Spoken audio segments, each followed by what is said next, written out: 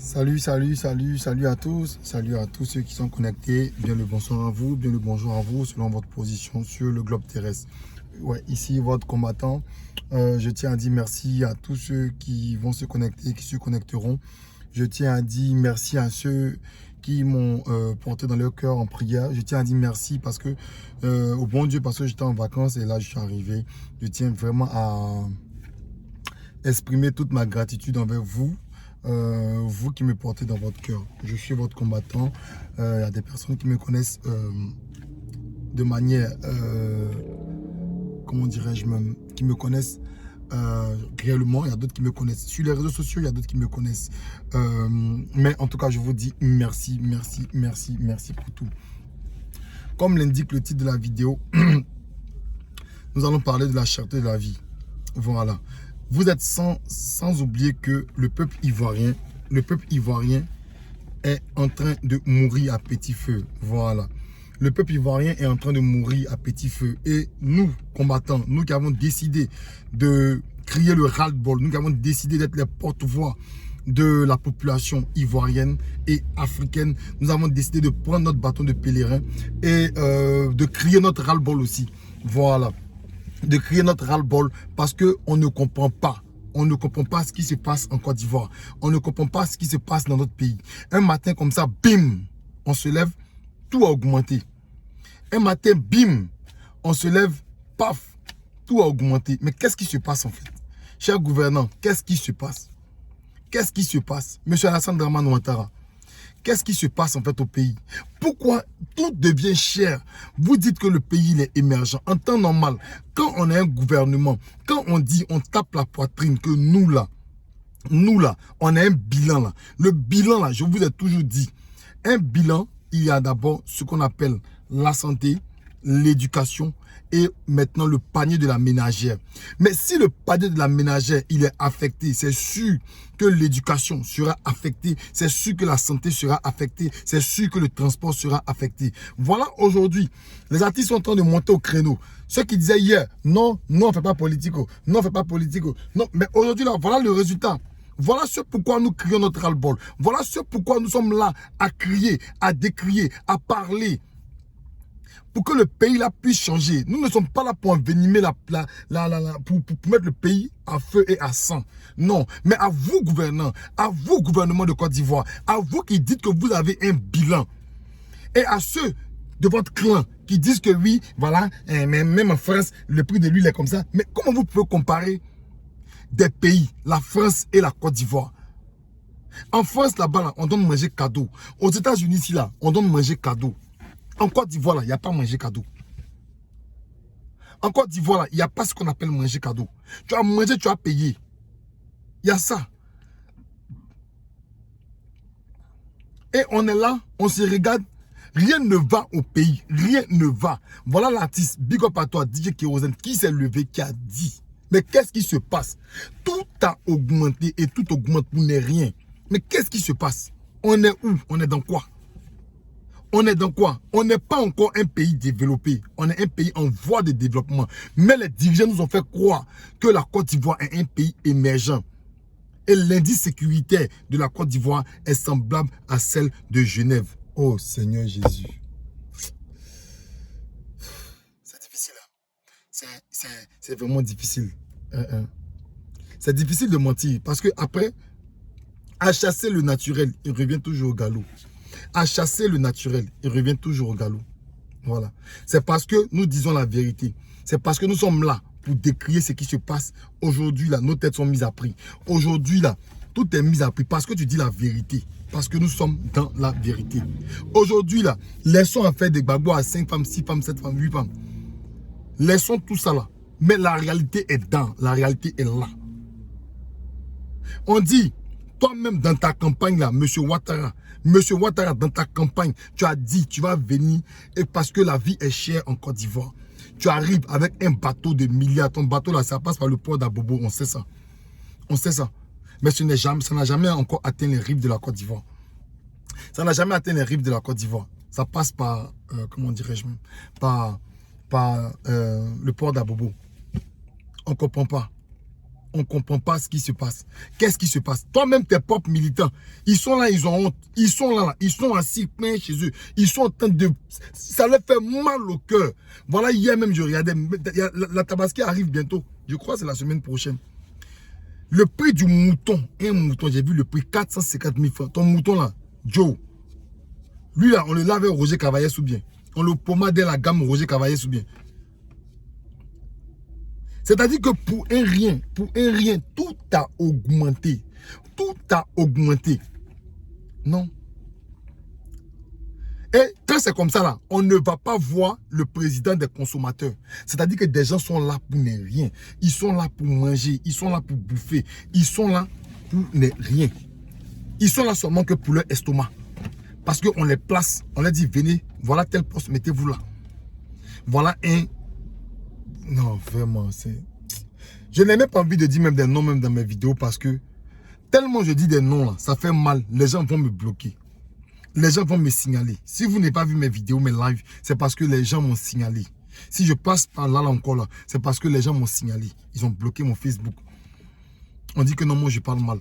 On dit que non, moi je dis ça, je dis ça, je dis ça. Mais quand on dit la vérité, ça blesse. Oui, ça blesse. Mais c'est pourquoi on veut vous amener à changer. On veut vous amener à changer. Si vous, au gouvernement là-bas, là, vous avez les moyens de payer même le bidon d'huile de 1 litre à 100 000 francs, là, nos parents n'ont pas les moyens de cela. Nos parents n'ont pas les moyens de cela. Au lieu de vous atteler à faire de la vie qui est chère, au lieu de faire de la vie qui est chère, comment on appelle ça, mais de réduire les prix de tout, au lieu de chercher un système pour, je ne sais, pour, comment dirais-je, parer à la cherté de la vie, vous, c'est Laurent Gbagbo qui vous intéresse. C'est le président Laurent Gbagbo qui vous intéresse. Comment vous allez refuser à Gbagbo le droit d'aller visiter ses amis? Le droit d'aller visiter ses collaborateurs. Le droit d'aller au moins dire à ses collaborateurs, tenez bon, je suis arrivé. Le combat est presque terminé. Au lieu de chercher à empêcher quelqu'un d'aller voir ses amis, il est préférable pour vous de vous atteler au travail. Monsieur Adama Bictogo et l'autre là de Touré Mamadou, vous-même, vous êtes ridicule. C'est-à-dire que le ridicule, là, je sais pas comment on peut être ridicule comme ça de la sorte. Comment? Monsieur Laurent Gbagbo et le président Bédié se sont retrouvés et on parle d'un dialogue national. Quand on dit un dialogue national, on parle de réconciliation nationale. Vous dites que non, on ne peut pas faire un dialogue national au pays. Parce que selon vous, le pays va bien. Mais le pays va bien là. On dit huile est chère. On dit tomate est chère. On dit piment est cher. On dit les denrées alimentaires sont chères. On dit le transport est élevé. Qu'est-ce qui se passe? Qu'est-ce qui se passe? Dites-nous qu'est-ce qui se passe? Au lieu d'empêcher Gbagbo Laurent d'aller voir ses camarades là, il est préférable que vous là, vous vous asseyez et puis vous travaillez. Il est préférable que vous trouviez un système pour rendre la vie là moins chère. C'est ce qu'on vous disait à vos supporters là, à vos sympathisants là, qu'il est préférable que les gens au gouvernement fassent leur travail. Parce que si le pays, ça sent là, nous tous on va sentir l'odeur. Nous tous on va sentir l'odeur. Mais ils ont pensé que non, c'est les pro Gbagbo, les pro Bédié qui allaient, c'est sur eux qui allaient avoir les répercussions. Mais aujourd'hui là, ça se sent. Aujourd'hui là, on sent. Aujourd'hui là, vous voyez. Aujourd'hui là, vous voyez tout ce qui se passe, vous voyez. Mais comme la honte va vous tuer, comme la honte va vous tuer, vous ne pouvez pas parler de cela. Parce que sinon, si on parle de cela, l'opposition là va prendre ça. Mais vous avez honte. Tout est cher. Et encore, il y a des clowns qui justifient ça. Des clowns dont je n'ai même pas envie même de dire même le nom ici dans mes vidéos, qui justifient cela. Non, si c'est cher là, voilà. Pourquoi vous êtes idiot comme ça même jusqu'à ce point? C'est pourquoi. En fait, nous on veut savoir, c'est pourquoi. Monsieur Adama Bictogo, moi j'ai une question pour vous. Si vous dites que la Côte d'Ivoire n'a pas besoin d'un dialogue national, alors pourquoi il y a un ministère de la réconciliation nationale? Pourquoi est-ce qu'il y a un ministère de la réconciliation nationale? Répondez à cette question-là. Parce que ne dites pas une chose et son contraire. Répondez à cette question. Pourquoi est-ce qu'il y a un ministère de l'éducation nationale? Tellement vous ne savez même pas ce que vous allez vous dire. Tellement on vous fait sortir pour dire du n'importe quoi. Tellement c'est du n'importe quoi. vous vous levez là. Mais, vous vous levez. On doit venir sortir. On doit venir dire. On doit venir dire ça. On doit venir dire ça. Ça ne va pas chez vous. À un moment, il faut réfléchir. À un moment là, il faut réfléchir. À un moment là, pensez quand même au peuple ivoirien. Pensez à ce peuple ivoirien. Pensez à ce peuple ivoirien. Voilà.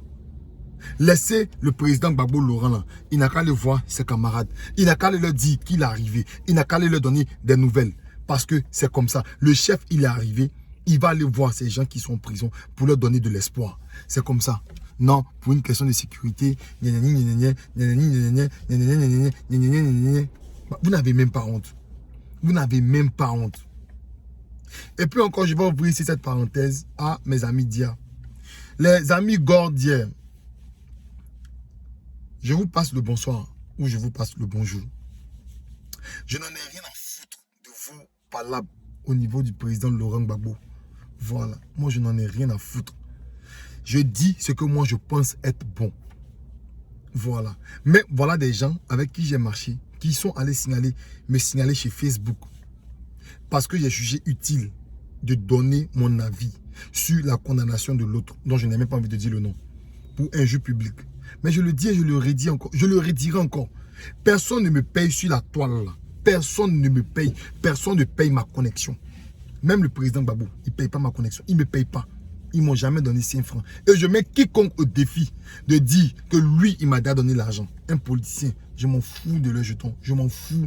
Je m'en fous jusqu'à un dernier moment. I don't really care about like their money. I don't need that. I don't need it. Je n'aime pas. Je ne sais pas ce que je vais faire avec. Donc, j'ai le droit de donner mon avis et mon opinion sur ce qui concerne la vie politique de la Côte d'Ivoire.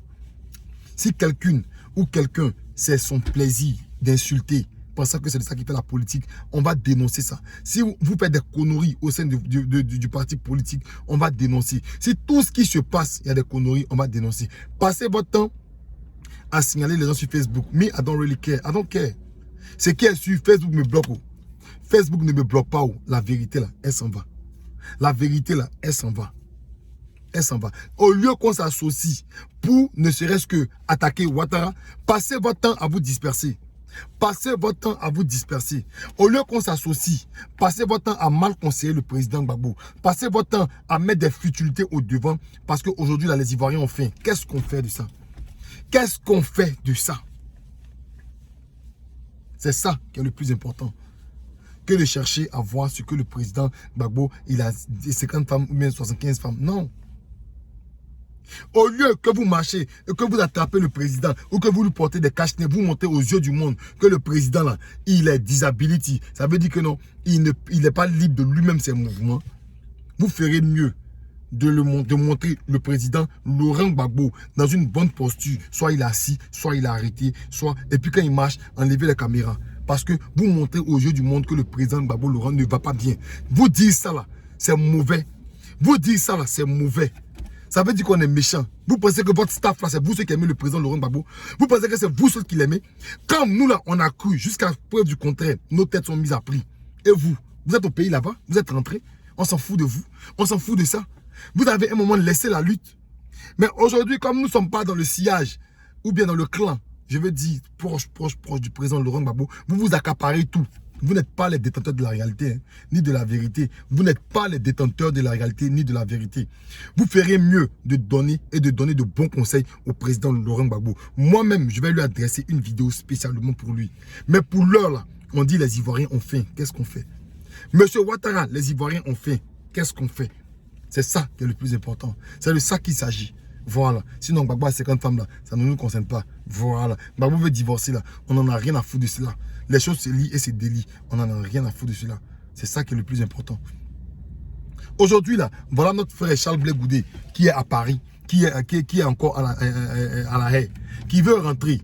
Vous ne pouvez pas conseiller le président Laurent Gbagbo afin qu'il puisse parler de ça de manière officielle. Vous ne pouvez pas lui dire, ah président, vous êtes arrivé là, parlez un peu de votre fils Blé Goudé, parce qu'il vous a soutenu en prison là-bas. Et si le président Laurent Gbagbo ouvre la bouche pour parler, pour dire, son fils est resté derrière, il a besoin que son fils vienne, il adresse un communiqué au gouverneur afin qu'on puisse donner le passeport de Blé Goudé va rentrer. Ça aussi là, on peut dire au président, Ça, ce n'est pas manquer de respect. Ça, ce n'est pas manquer de respect. Parce que les 3 personnes qui ont subi les affres les plus affreuses de la crise post-électorale, le président Laurent Gbagbo, sa femme, Maman Simone Gbagbo et Charles Blé Goudé, c'est les 3 là qui ont senti le plus. Les autres, ils sont en prison. Les autres, ils sont là. Mais aujourd'hui, là, c'est eux là qui ont senti le plus. Voilà. Donc, il est préférable que, et il est bon, il est opportun que le président Laurent Gbagbo puisse faire mention de son fils Charles Blé Goudé pour pouvoir fermer la bouche des gens qui disent que le président est en palabre avec son fils Charles Blé Goudé. Non, on doit être fort et unis pour attaquer le président Alassane Dramane Ouattara. Quand je dis attaquer, ce n'est pas avec les armes, pour le battre encore dans les unes. Comme il dit, il est dans le 3e mandat, on va rester dans son 3e mandat, ou bien 2e, 3 et demi, même 2 et demi, je ne sais quoi. On va rester dedans et on l'attaquera en 2025. Mais pour le moment, il faut montrer aux Ivoiriens que nous avons la solution pour eux. Nous sommes solidaires à ce peuple ivoirien-là. Le peuple dit on a faim. Qu'est-ce qu'on fait? Chers leaders politiques, président Bédié, président Gbagbo, nous vous regardons. Le peuple vous regarde. C'est vous qui allez parler. C'est vous qui allez dire. Et Ouattara, il va trembler. C'est quand vous parlez là que Ouattara, il tremble. Il tremble. Sur ce, je vous passe le bonsoir, je vous dis bien le bonjour. Mon compte il est encore bloqué. Je passerai par YouTube pour vous donner de plus amples informations, pour vous témoigner ma gratitude. Et puis bon, bonne soirée à vous, que Dieu nous garde.